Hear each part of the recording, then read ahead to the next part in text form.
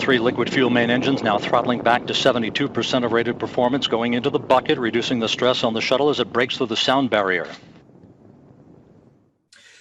Then we look at,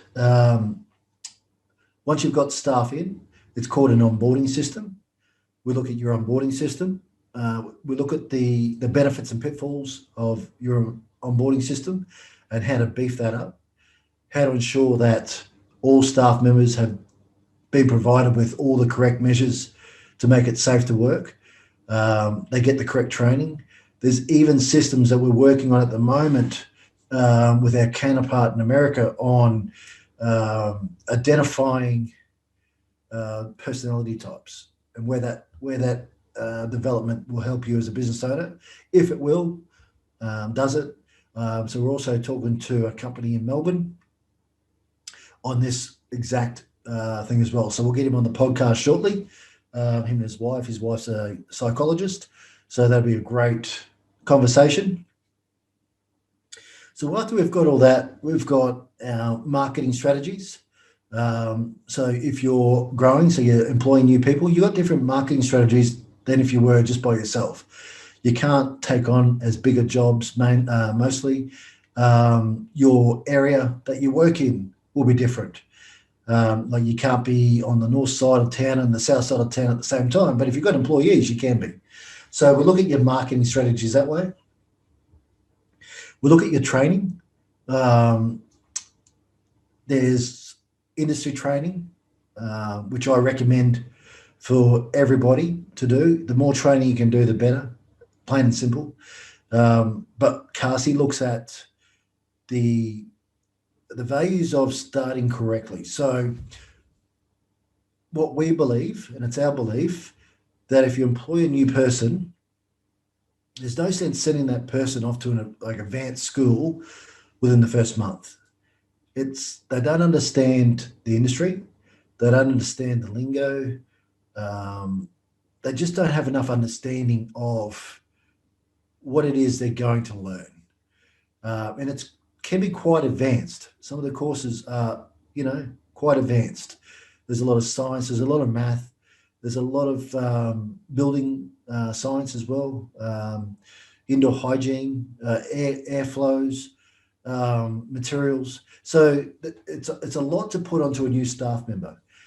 So what Carsey is delivering is the beginner courses for your staff members.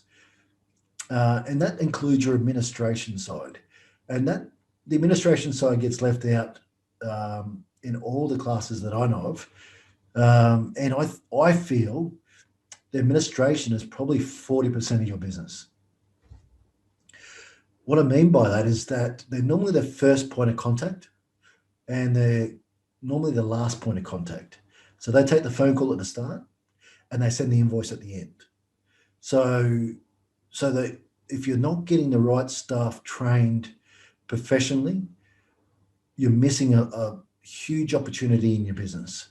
And that comes down to the verbiage they use on the phone, what they can and they can't say on a phone call.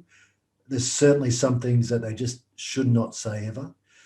And it is that point where you've got people in a vulnerable situation and they literally take every word that you say literally.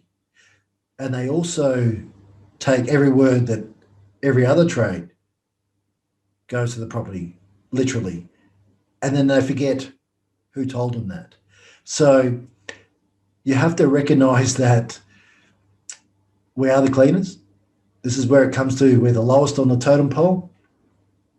If there's a problem 3 weeks after you finish because the electrician didn't do something, they can't get a hold of the insurance company, they can't get a hold of anybody, they'll always get a hold of us. We're 24/7, 365 days a year, and then they'll blame us. So we have to look at our paperwork, our procedures, and the training of our administration staff. And then the flip side of that is we don't get paid for up to 3 months. So we can't be sitting on our invoices. We have to be pumping our reports and our invoices out the day the job finishes, or at latest the next business day. So there's training that needs to be put into place. They need to understand the importance of their role. And unfortunately for most businesses, it's one of those roles that as a business owner, we don't get paid for. I'm unsure why. It's part of the claim. But no one wants to pay for that administration side. I feel it's a very important and underutilized skill in most businesses. It can certainly make you money, but it can certainly lose you more money if done incorrectly. Then we look at the growth in your business. We look at, are you happy with being a single operator? Are you happy with 2 staff, 10 staff? Are you happy with the current location your business is in? Do you want to go into a new area, new adventure? Want to try something different, just like I have with Kasi? So we look at the growth of your business. Is the growth sustainable? So we look at some marketing strategies around that. We identify, help you identify the market that you're going into, who's in the market, who the players are. Think about the size of the market. Think about the services that are already in the market. Are you just providing another service that's already there, and is there enough work for those people for you to jump in there, or are you adding something different? Then if you're adding something different, why isn't somebody else doing what you're doing? Or is it that unique that are they going to copy you? So we look at those sorts of things as well. And then we look at the development. Now, the development is that bit of paperwork at the end of everything, that if you've done all the rest of the processes correctly, well, it's more about getting them into an order. It's more about having a folder that starts from the very start, the essentials, all the way through to the end of your business.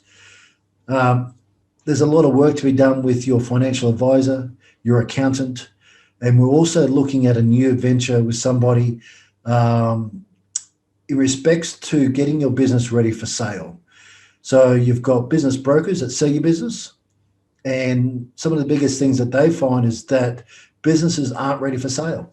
And so when they look at the model and the multiples that they're looking at selling them, that business, if they spend a small amount of money to get their business in order, could potentially make a lot more money. So we're talking to a consultant about that service at the moment, which I feel will be another service that we can add for our members. I think it's going to be a very valuable service, along with any other things that we find along the way as well. So the last thing is the exit plan. What is your exit plan?